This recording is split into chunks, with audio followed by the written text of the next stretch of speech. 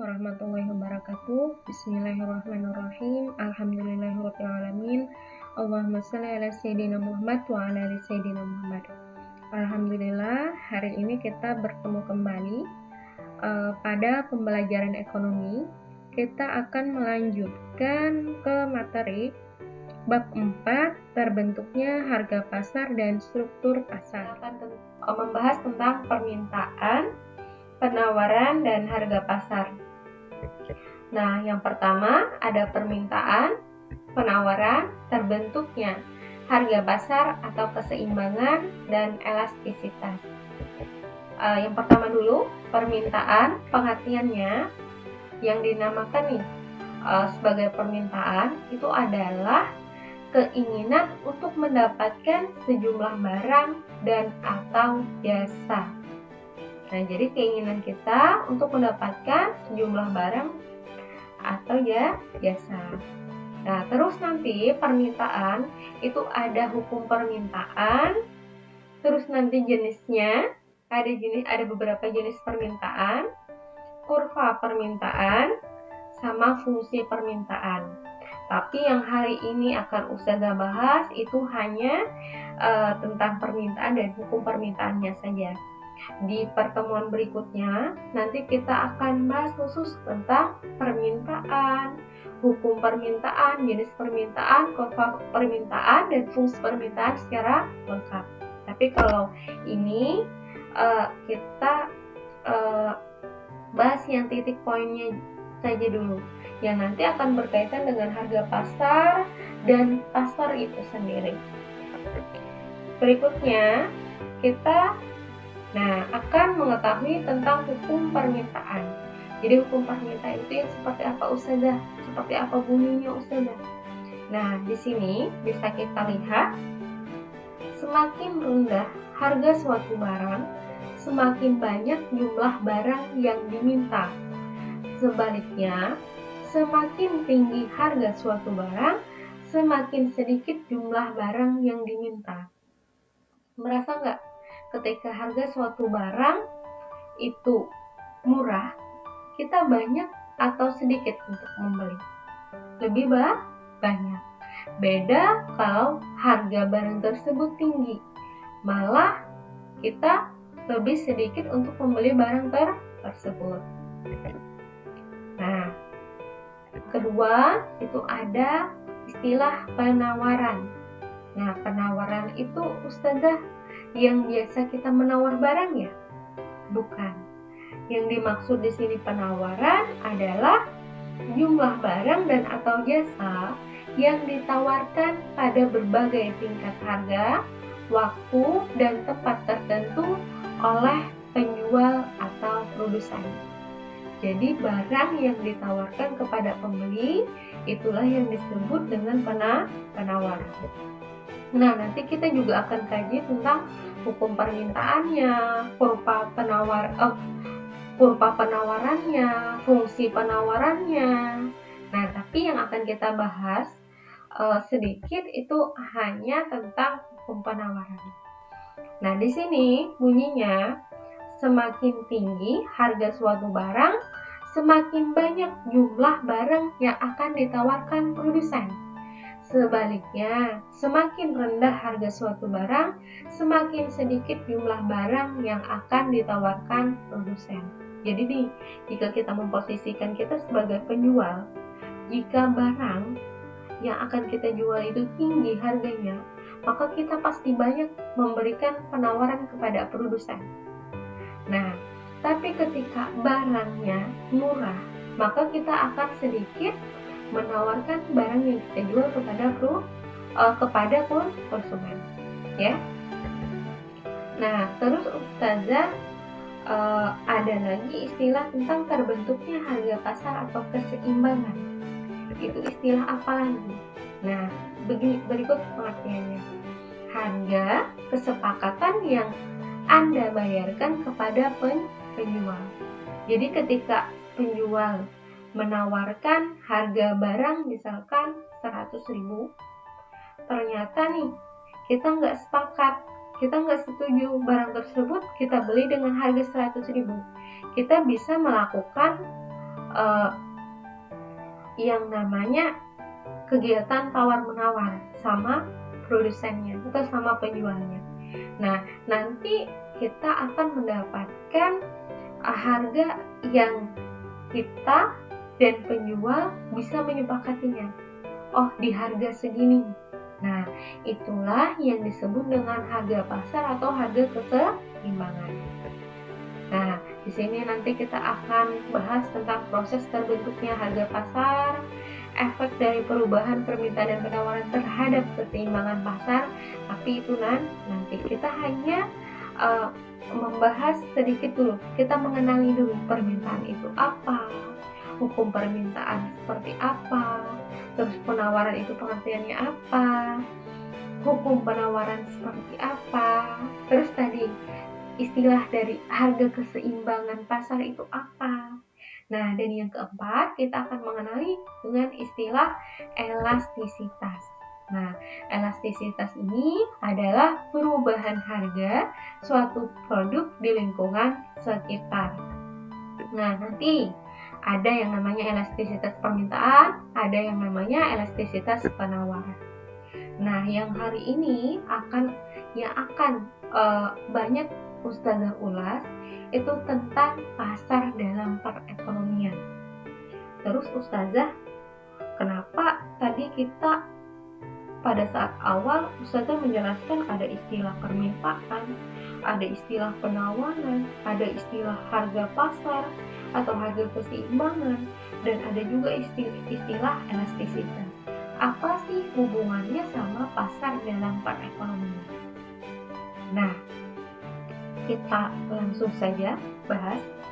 Secara sederhana, pasar diartikan sebagai tempat bertemunya penjual dan pembeli. Itu dulu ya. Nah, perkembangan iptek menyebabkan pengertian pasar akhirnya berubah. Nah, sekarang yang namanya pasar itu diartikan adalah interaksi penjual dan pembeli dalam kegiatan permintaan dan penawaran suatu barang atau jasa yang menimbulkan harga kesepakatan. Nah, tadi kan kita sudah tahu tuh, permintaan itu apa, penawaran itu apa, dan harga pasar itu apa. Nah, jadi yang namanya pasar tadi ada interaksi antara penjual dan pembeli. Penjual menawarkan barangnya, pembeli yang membutuhkan barangnya. Ketika disepakati harganya yang cocok antara penjual dan pembeli, maka terbentuklah yang namanya harga pasar. Oke, sampai di sini insya Allah bisa dipahami ya. Nah, terus ada 4 unsur yang harus dipenuhi agar dapat dinyatakan sebagai pasar. Jadi kegiatan yang seperti apa sih Ustazah? Ada 4 unsurnya yang harus ada. Yang pertama, terdapat penjual pembeli walaupun tidak bertemu langsung. Nah, kalau dulu, yang namanya pasar itu bisa disebut pasar gitu, karena penjual dan pembelinya bisa bertemu secara langsung. Tapi kalau zaman sekarang, meskipun penjual dan pembelinya tidak bertemu langsung, itu sudah menjadi suatu ciri pasar. Yang kedua, terdapat barang dan atau jasa yang diperdagangkan walaupun hanya berupa sampel. Nah, kalau dulu yang disebut pasar itu penjual dan pembelinya ada, terus barangnya juga harus ada. Tapi kalau sekarang barang atau jasanya hanya berupa sampel, itu juga bisa disebut sebagai ciri pasar. Yang ketiga, terdapat interaksi penawaran dan permintaan antara penjual dan pembeli untuk kesepakatan harga. Nah, jadi ada interaksi nih antara penjual dan pembeli supaya nantinya mendapatkan kesepakatan harga. Nah, tapi kalau misalkan kita belanjanya di mall atau di marketplace, itu tidak ada yang namanya istilah tawar menawar. Tapi kesepakatan harga itu cenderung secara sepihak, ya kan? Kalau misalkan penjualnya menawarkan harga barang seharga misalkan 100.000, yang memberikan keputusan untuk membeli atau tidak itu adalah konsumennya. Jadi ketika konsumen tidak menyepakati dengan harga 100.000 untuk barang tersebut, ya silahkan dia untuk mencari barang di tempat lain. Nah, yang keempat, terdapat media komunikasi antara penjual dan pembeli. Ada media komunikasinya. Ya kan sekarang ada yang namanya bisa kegiatan transaksinya terjadi, interaksi antara penjual dan pembelinya itu bisa terjadi misalkan lewat chat WhatsApp atau DM di Instagram, atau misalkan kita juga bisa melakukan kegiatan jual beli misalkan di Shopee, Tokopedia, dan lainnya, ya. Nah, semoga sampai di sini sudah bisa dimengerti. Nah, terus Ustazah, peran pasar dalam perekonomian itu seperti apa? Nah, coba kita renungkan. Jika tidak ada pasar, kita mau beli sepatu di mana? Nah, apakah kita harus ke pabrik sepatu dulu? Nah, tentu kalau misalkan kita berangkat ke pabrik sepatu dulu, itu tentunya akan merepotkan dan menyulitkan kita. Ternyata sepatu yang kita mau pabriknya ada di Pulau Jawa. Kita harus pergi dulu ke Pulau Jawa baru dapat sepatu itu. Nah, itu jika tidak ada pasar. Tapi dengan adanya pasar, kita cukup pergi ke pasar untuk memperoleh sepatu. Kalau sekarang karena sudah canggih nih, kita cukup pegang HP, buka aplikasi, itu kita sudah bisa memilih-milih sepatu dan membelinya, ya kan? Nah, keberadaan pasar itu sangat penting dalam memperlancar kegiatan perekonomian suatu negara. Ya tadi, akhirnya kan dengan adanya pasar online, misalkan seperti yang Ustazah contohkan tadi, akhirnya apa? Kita meskipun di dalam rumah, kita nggak perlu capek-capek, kita bisa mendapatkan apa yang kita mau, ya kan? Nah, hari ini kita akan mengenali macam-macam pasar. Nah, di sini menurut wujudnya pasar itu terbagi menjadi dua. Ada pasar konkret, ada pasar abstrak, ya kan?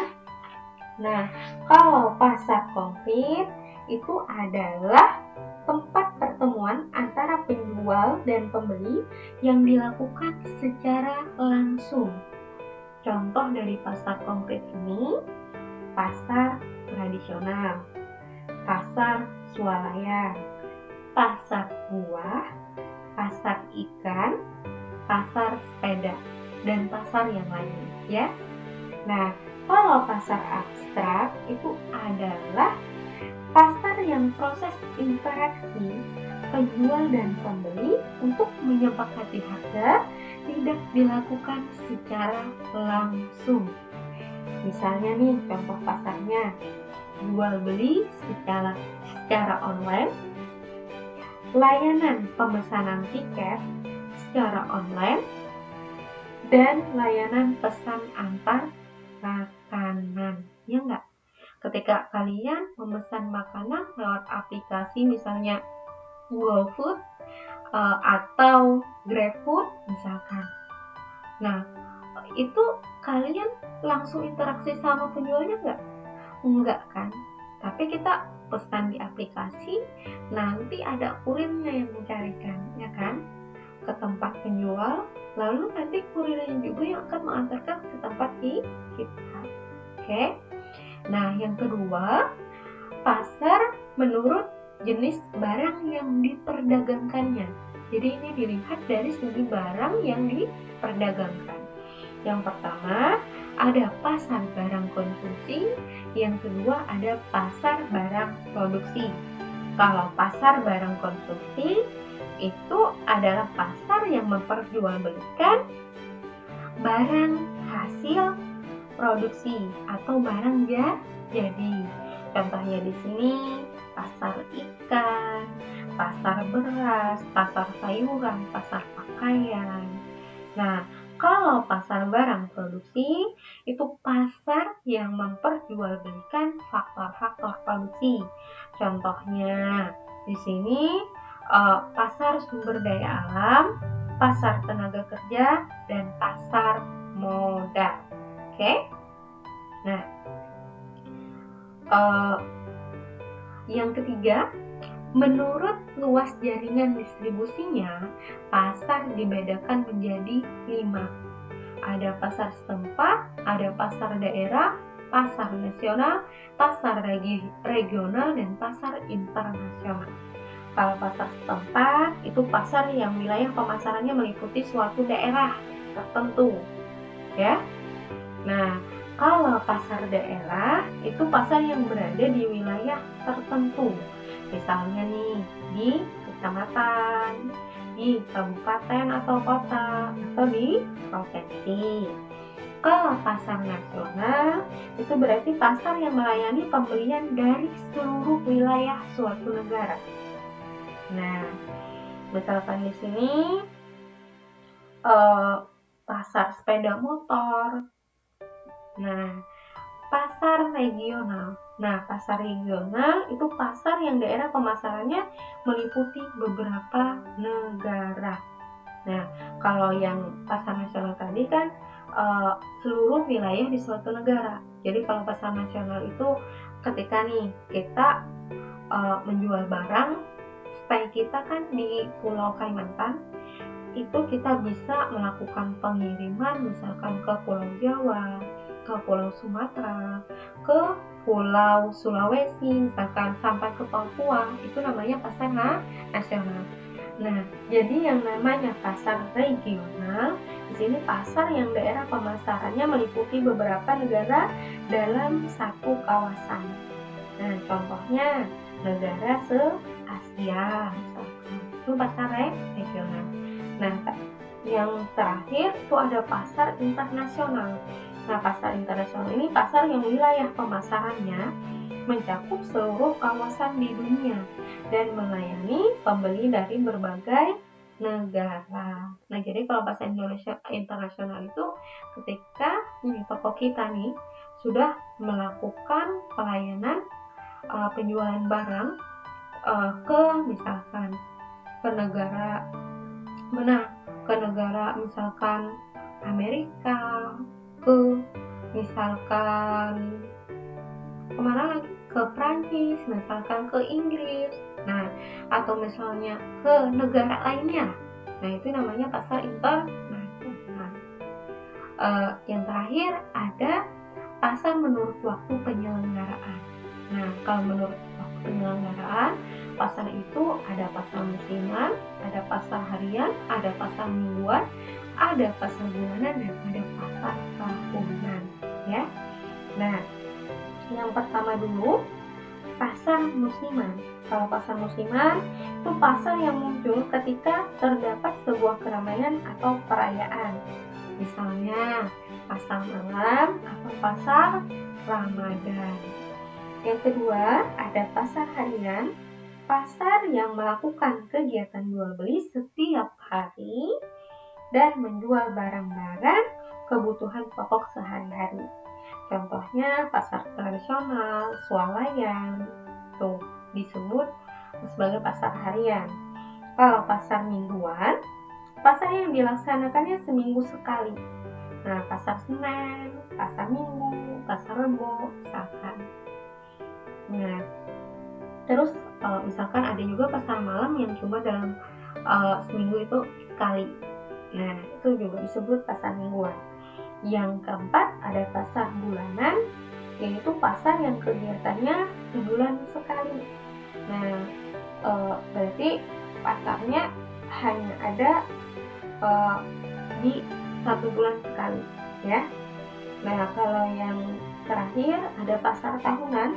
Pasar tahunan ini pasar yang diadakannya setahun sekali. Di sini dicontohkan Pekan Raya Jakarta serta Pasar Malam Sekaten di Surakarta. Itu pasarnya hanya diadakan setahun sekali. Nah, sampai di sini dulu untuk pertemuan hari ini. Kita bahas dari tadi ada istilah permintaan, penawaran, harga pasar, dan elastisitas. Terus tadi juga kita bahas tentang pasar dalam perekonomian, cirinya yang seperti apa yang bisa disebut pasar, terus perannya seperti apa dalam perekonomian, terus macam-macam dari pasar tersebut, ya. Nah, semoga yang Ustazah sampaikan hari ini bisa memberikan manfaat kepada kalian. Jika nanti ada yang mau ditanyakan, silahkan hubungi Ustazah. Salah dan hilaf dari Ustazah mohon dimaafkan. Assalamualaikum warahmatullahi wabarakatuh.